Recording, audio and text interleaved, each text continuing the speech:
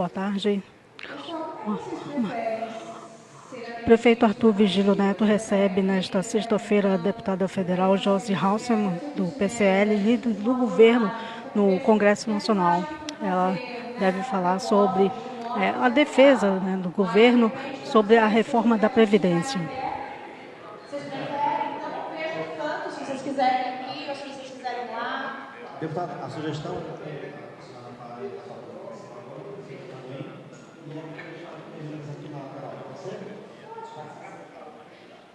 Bom, eu não vou repetir tudo que eu disse, né? Mas num resumo muito rápido aí de 2 minutinhos. Espera aí que eu estou enxugando meu telefone, gente, que o secretário deu um banho nele aqui.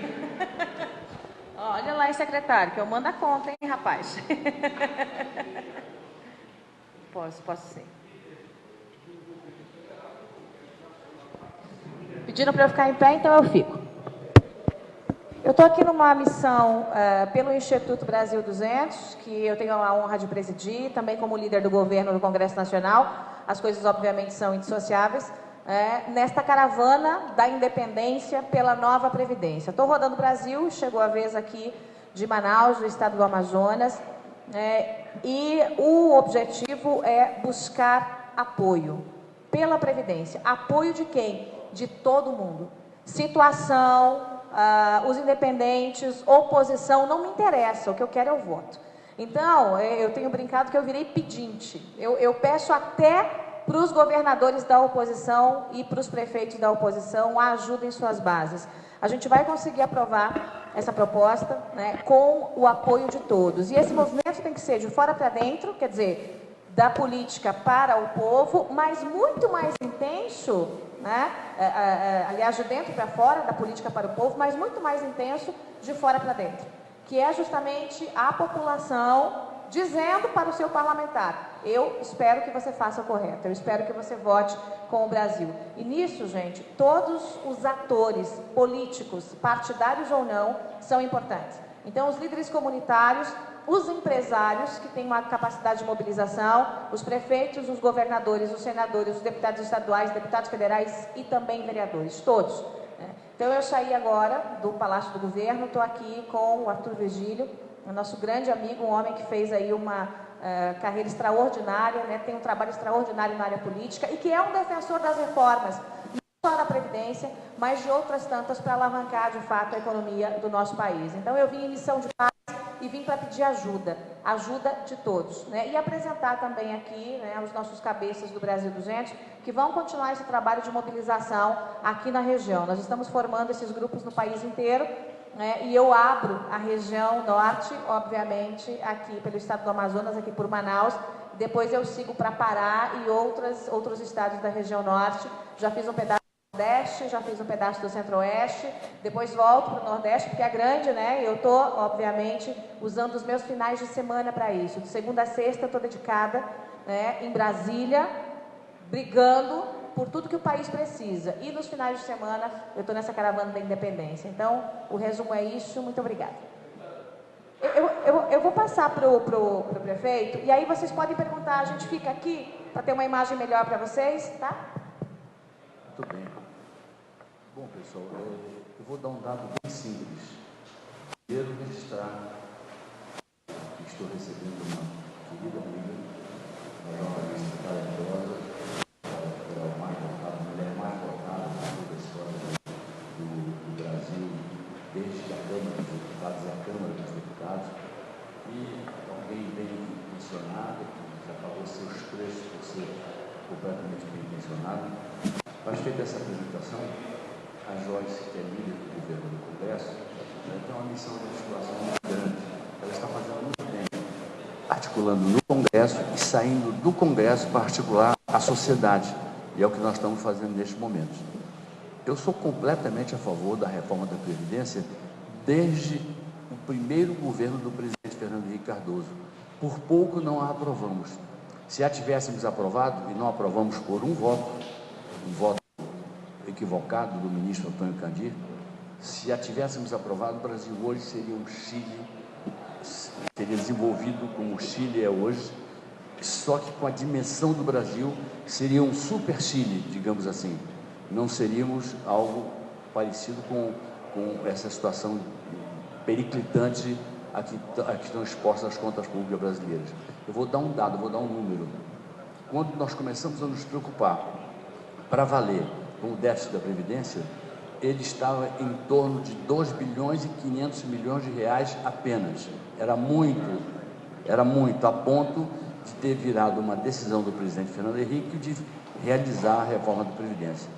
Hoje ele está em 247 bilhões de reais ano, ou seja, ano que vem seria maior, no outro ano seria maior, até um momento que não se fizesse mais nada a não ser ver formas de resolver a cada ano, a cada instante, a cada agonia, o déficit da Previdência. Então a Previdência não é mais uma questão aqui de esquerda, de direita, de bola, de rebola, de carambola, de centro não sei o quê, não é. É imperioso para os brasileiros sobreviverem à realização dessa reforma. Essa é a consciência que eu vejo que está pegando e não sinto mais a mesma oposição de antes. A própria oposição, que fazia muito alarido nos tempos em que o presidente Fernando Henrique tentou a reforma pela primeira vez, ela não está forte para fazer o mesmo alarido e não fica bem. Houve a reforma trabalhista, o imposto sindical desapareceu, quem se mobilizava com muita força não tem mais tanta força para se mobilizar assim e nem tem seguidores, porque eu duvido que isso bem explicado não convença uma grande parte, a maioria esmagadora dos brasileiros. A reforma da Previdência é fundamental. Eu vou dar outro dado. O presidente Michel Temer deixou um déficit público e pôde fazer um grande esforço, que ele já chegou a ser pior no governo Dilma, fez o lado político dele atrapalhava muito, mas a equipe econômica dele era boa, ele acabou deixando um déficit de 139 bilhões, bilhões de reais. Se não se faz a reforma política, o governo atual poderá terminar o ano com um déficit superior àquele deixado pelo presidente Michel Temer. Ou seja, tem que fazer a reforma da Previdência. Desta vez, ou faz ou racha realmente. É uma questão de responsabilidade pública, é uma questão de responsabilidade com os nossos netos. Eu me sentiria extremamente injusto com os meus netos, covarde diante da nação, injusto com os meus netos, se eu não pensasse no futuro deles.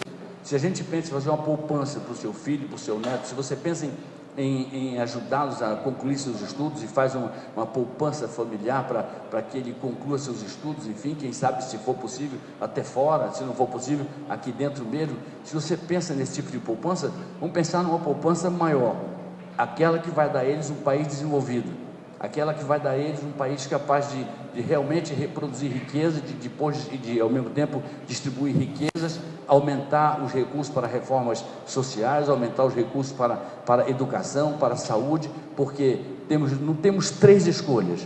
Quando tem 3 escolhas, dá para ficar na coluna do meio. Então nós temos 2 escolhas, ou a falência do país, com consequências graves, quem sabe de hiperinflação, mais uma vez, que é uma coisa que a nova geração não conhece, mas que eu conheci na pele muito bem, agitação política a ponto de nós vermos enfraquecimento do regime democrático, ou fazer a reforma. E fazendo a reforma nós temos reforço à democracia, uma sociedade civil mais sólida, nós temos mais expectativa de futuro para as crianças, para os jovens.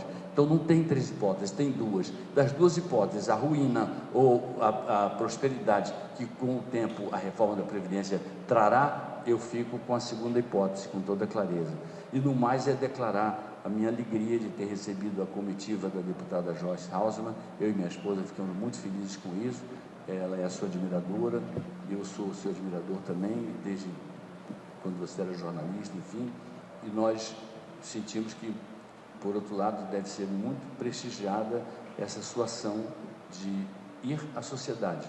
O parlamentar que acha que ser parlamentar é simplesmente ficar no Congresso e dizer suas verdades no Congresso, por mais bem intencionado que ele seja, dizer suas verdades no Congresso, e não transmitir, e esperar que só a televisão eventualmente transmita o que ele pensa, e não for para a rua, não for para a sociedade, não for de Brasil a Brasil, levando suas ideias, esse parlamentar não é um parlamentar contemporâneo. O parlamentar contemporâneo é aquele que percebe que tem exercício lá na tribuna e nas articulações e tem exercício fora, conversando com a sociedade civil. É o que você está fazendo e por isso eu te dou parabéns e te digo que Manaus, eu queria ter uma chave aqui simbólica para te entregar uma chave da cidade para você, para o seu esposo, que aqui está, uma chave simbólica da cidade, porque é um prazer vê-la aguerrida como com a incumbência de ser uma das protagonistas de um processo que vai, se Deus quiser, dar certo e vai mudar para melhor a face econômica do Brasil, o que significa a vida dos brasileiros mudará para melhor. Muito obrigado.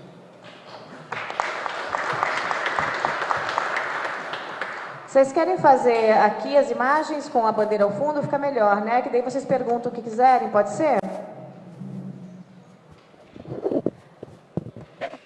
Vocês preferem os microfones de vocês? Acho que é melhor, né? Aí.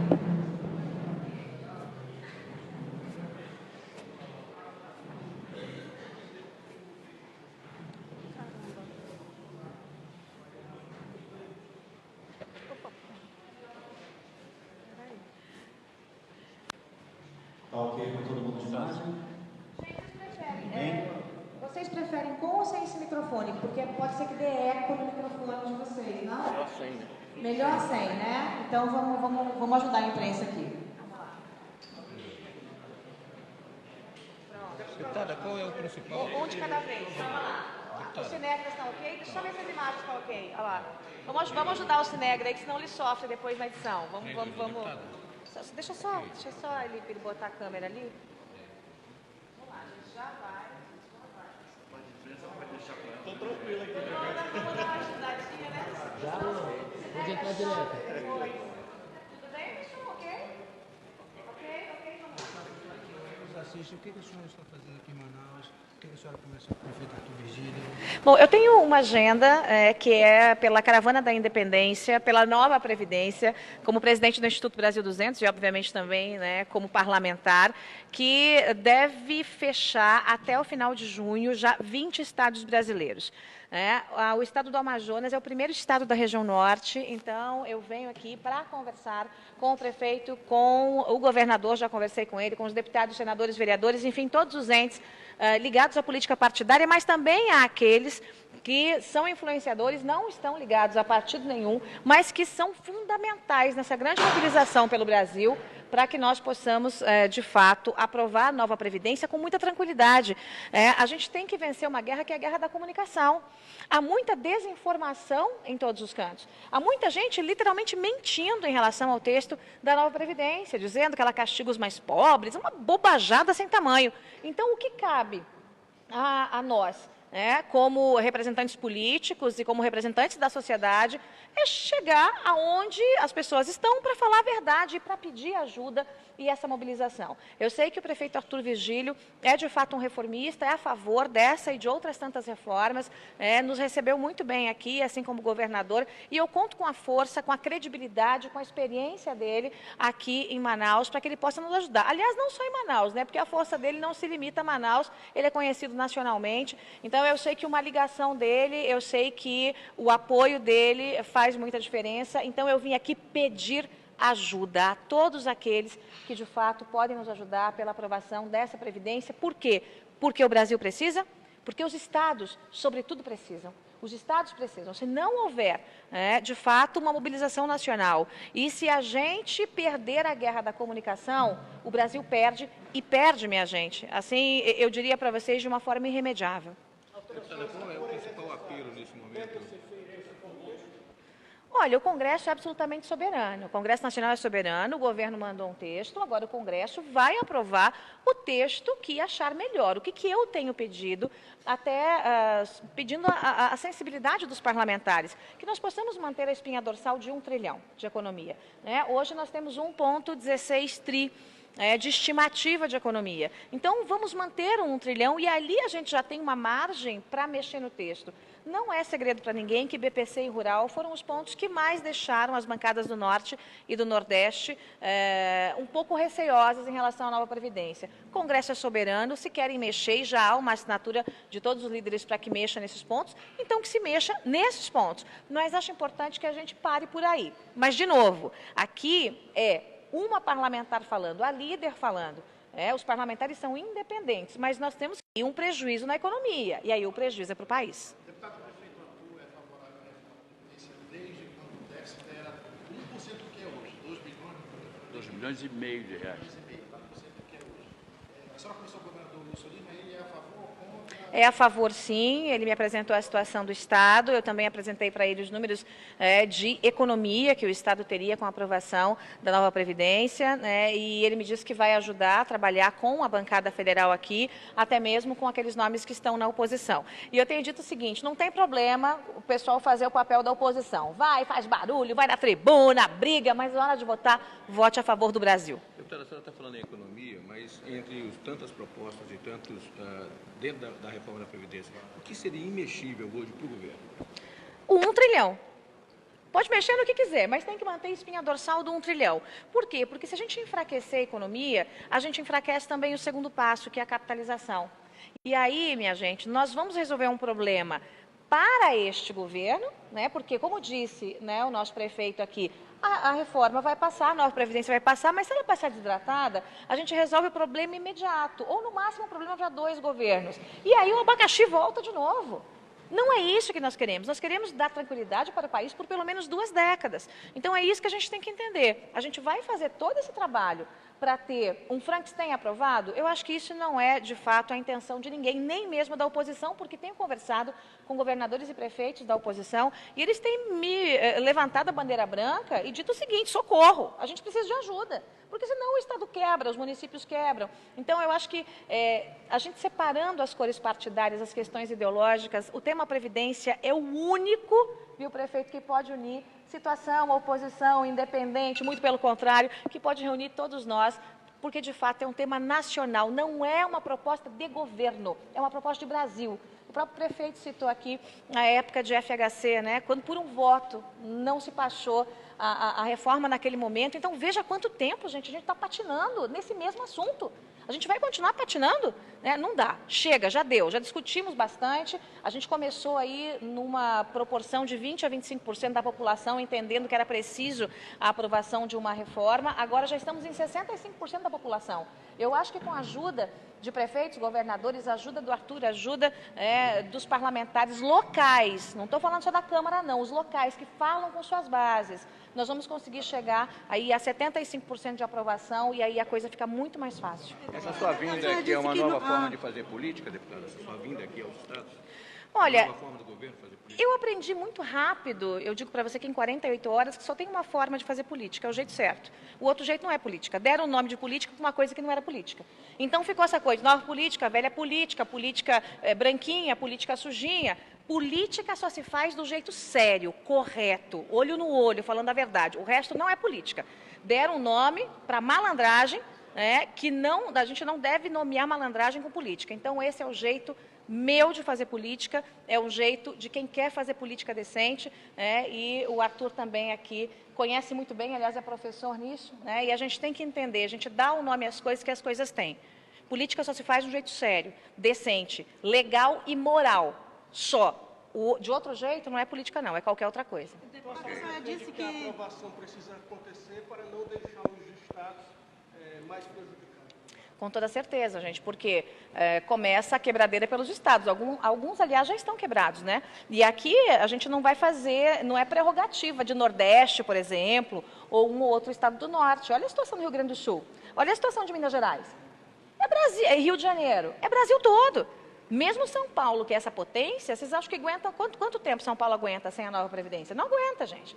Então, é um interesse dos estados, sim. E por isso eu estou apelando a governadores e prefeitos. A senhora disse que não afeta os mais pobres, mas o BPC, os professores, os agricultores rurais, eles serão afetados. Não, 50%. Não, vamos lá. Vamos colocar aqui os pingos nos is. Primeiro, a questão do BPC. O BPC foi vendido de uma forma errada. Hoje, quem está no BPC na idade em que nós apresentamos a proposta, recebe Bolsa Família. E ele ganharia 3 vezes mais, 5 anos antes. Agora, é uma proposta que não agradou as bancadas? É verdade, não agradou. Tudo bem. Então, cabe ao Congresso Nacional retirar essa proposta específica. A gente sabe que o Brasil é um país continental.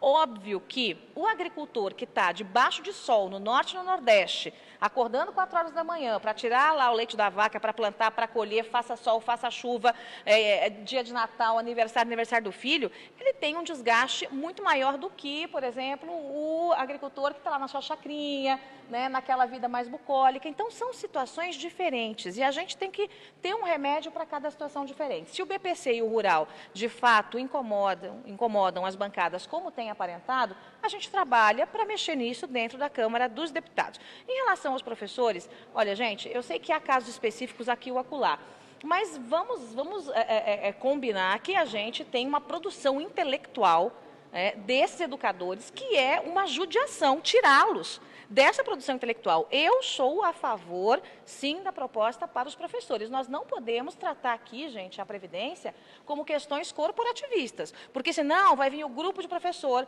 o grupo do policial A, B ou C, o grupo de juiz, o grupo de... Os militares, a proposta, claramente, vocês viram que não agradou, né? Então, ela não vai sair como entrou. Não precisa ser muito inteligente para entender isso. Não vai sair como entrou. De novo, o Congresso é soberano. O Congresso deve mexer na proposta.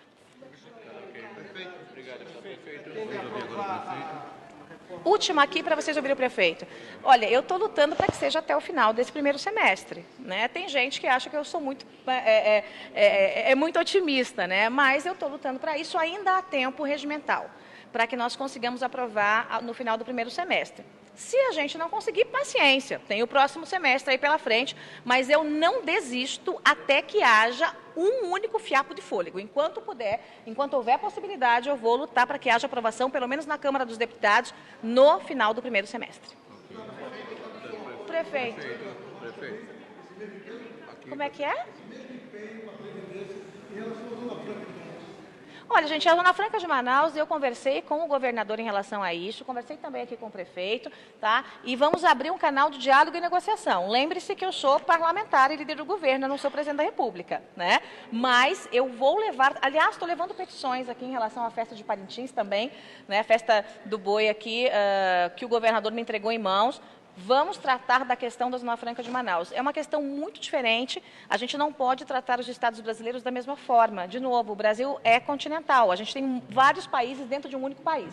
Então, vamos olhar com um olhar local e diferenciado para essa região que é tão importante. Agora, não é só a Zona Franca de Manaus, não, hein? Tem muito que se produzir e se abrir aqui nessa região. A gente tem que destravar as questões ambientais, a gente tem que tratar de um outro jeito e com outro olhar as questões das terras indígenas, a gente tem que entender que a floresta pode ser amiga, sim, da produção e do desenvolvimento, sem que haja nenhum tipo de crime ou exploração ilegal ambiental. A gente tem que destravar as questões aí que envolvem as licenças ambientais, tem as questões de mineração. Então, aqui, essa região tem potencial para ser uma região extremamente rica, quiçá a mais rica do país. Então, vamos olhar com um jeitinho diferenciado para essa região, porque ela merece. 319 está incluído nisso, prefeito. O prefeito, por favor.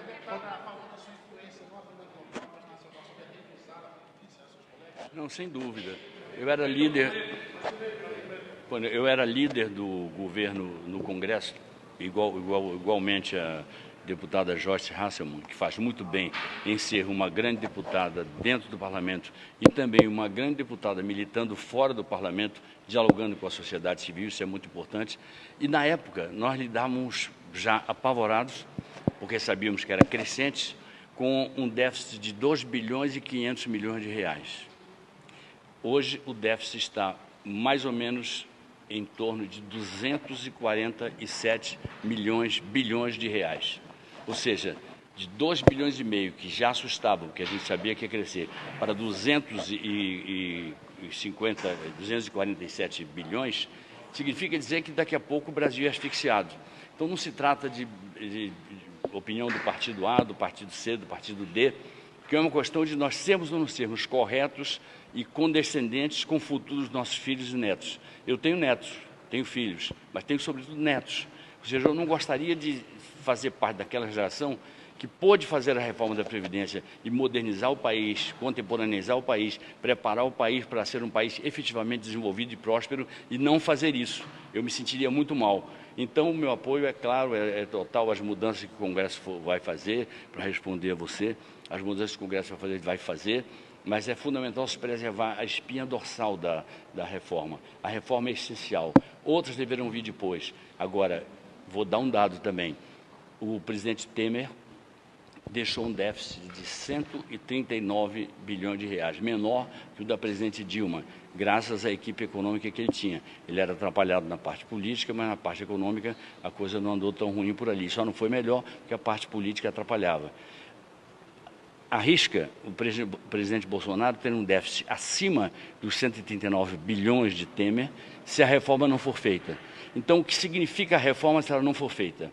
Significa a comemoração de ninguém, não tem mais força política nenhuma, com força suficiente para comemorar nada disso. Não é vitória para ninguém, é simplesmente consagrar o atraso, vitória do atraso talvez. Nós temos então que dar um passo que é um passo que a maioria dos países que cresceram, que se desenvolveram, a começar pelo nosso vizinho Chile aqui, deram. Fez a reforma, começou a criar condições para o crescimento sustentável em altas taxas, com inflação baixa. Não aprovar significa trazer de volta a hiperinflação, que os mais jovens não sabem, talvez não tenham noção do que é na prática. Eu senti na pele isso. É você estar no supermercado comprando alguma coisa, aí vem a moça, tira da sua mão e remarca. Você percebe que não dá para conversar no supermercado, porque remarca, coloca um preço novo. É algo grave. O Brasil viveu uma das piores hiperinflações que o mundo econômico já pôde analisar. Pior que ela, só da Alemanha e algumas outras, enfim, a Alemanha no pré-Hitler e deu em Hitler. Ou seja, inflação alta não é amiga da democracia e, ao contrário, contas públicas organizadas e crescimento sustentado são amigos da democracia. Se trata de nós sermos ou não sermos capazes de consolidar uma democracia que efetivamente seja capaz de promover as mudanças que vão ser boas para professores, vão ser boas para médicos, vão ser boas para trabalhadores braçais, vão ser boas para trabalhadores da cidade, trabalhadores do campo, vai ser boa para cientistas, vai ser boa para servidor público, vai ser boa para empresários, vai criar a abertura de espaço para se empreender com a certeza de um lucro que será distribuído através de impostos, através de atitudes dos próprios empresários, enfim. Ou seja, eu diria que ou se faz ou racha. Desta vez não tem como nós postergarmos. Seria algo grave que traria ebulições políticas muito complicadas e nocivas para o país. Não se trata mais de preferência, de gostar ou de não gostar. É de ter que fazer ou insistir no que não me parece a coisa mais inteligente, insistir em não fazer. Tem que fazer a reforma da Previdência. Eu sou completamente a favor disso, por entender que se o pessoal fala tanto, e às vezes a leviandade, como disse muito bem a Joyce, a leviandade campeia, nova política, velha política e não sei o quê, e política, devia criar uma política intermediária, política madura, né? Velha, jovem, então tinha que ter uma do meio, uma grisalha, né? Para não deixar de fora os grisalhos, enfim. É preciso nós olharmos isso, e nós sermos capazes de entender que, em alguns momentos, a sociedade se une para salvar o país. Em alguns momentos. Tem nada a ver com a eleição. Eleição, cada macaco vai para o seu galho. Agora, em alguns momentos, as grandes nações, as que deram certo, aquelas que sofreram muito no seu passado mais distante, aquelas que hoje gozam de prosperidade efetiva, em alguns momentos, as forças vivas de todas essas nações se juntaram para chegar a certos objetivos nacionais comuns a todas elas. O Brasil não pode ser diferente. O Brasil tem que sair desse meio termo e realmente decidir o que ele quer.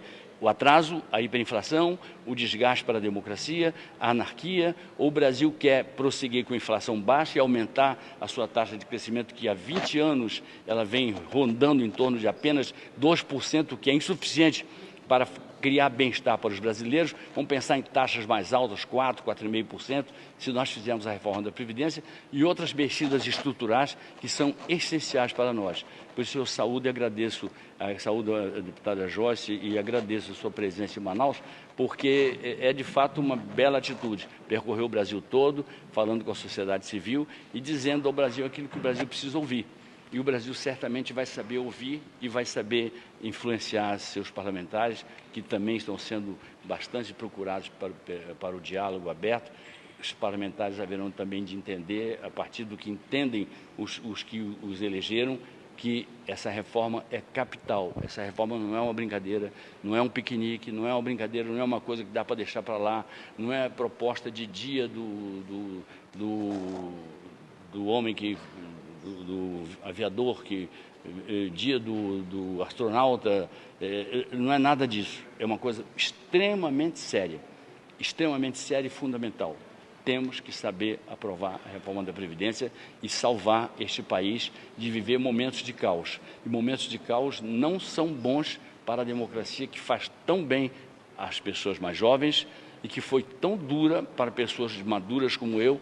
Temos que enfrentá-la pagando altos preços mesmo, e retornar aos quadros da democracia é, ao mesmo tempo, o início de um outro processo, que é manter e ampliar essa democracia, trazendo prosperidade, porque falta de prosperidade, crescimento econômico baixo, inflação alta, nada disso soma com democracia. Um dia, ou essas coisas ruins saem e a democracia cresce, ou essas coisas ruins crescem e a democracia decai. Então, em nome de tudo isso, eu decido claramente que, se fosse parlamentar, votaria e influenciaria a favor da reforma da Previdência.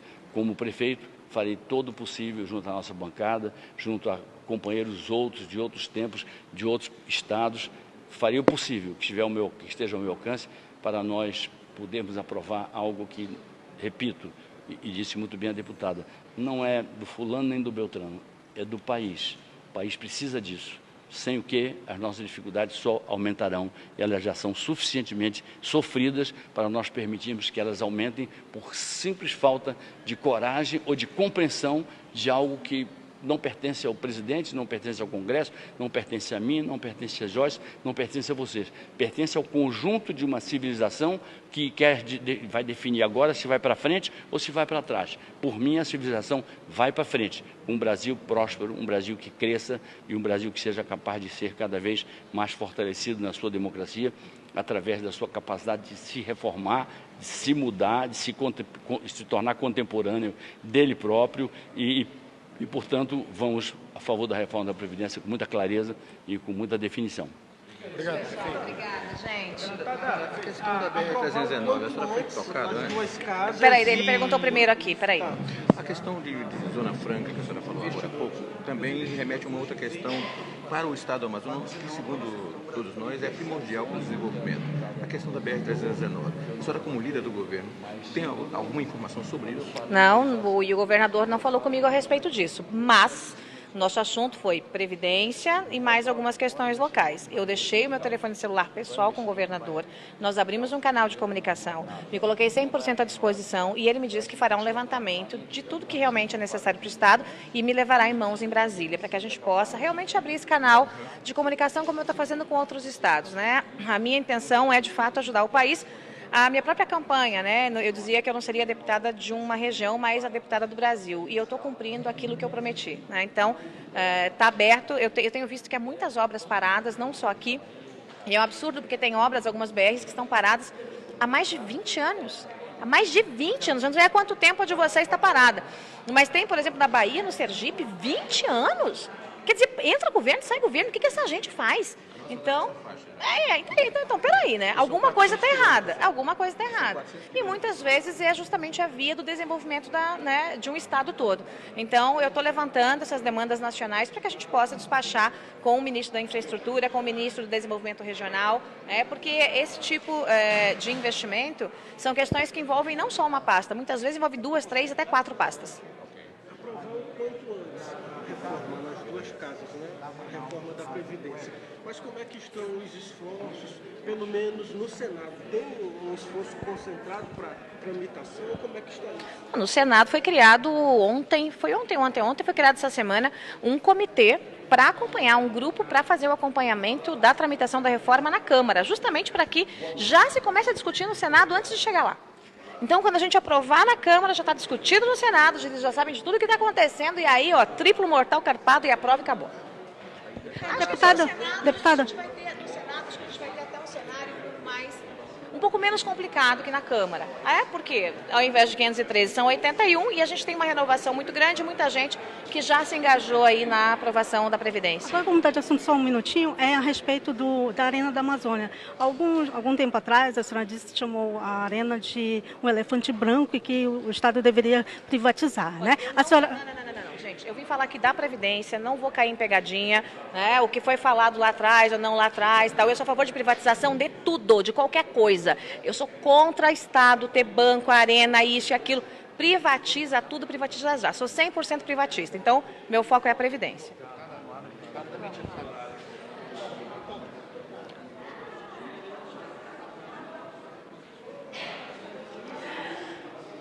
A deputada Josi Halsemann acaba de falar sobre a reforma da Previdência, se esquivou de responder a respeito do fato dela ter chamado a Arena de Amazônia de elefante branco e que ela deveria ser privatizada, mas ela também acabou de dizer, informar que ela defende que tudo seja privatizado. Ela veio aqui para defender a reforma da Previdência e ela disse que vai falar com outros deputados regionais, né? Outros políticos aqui da bancada amazonense para efetivamente aprovar a reforma da Previdência.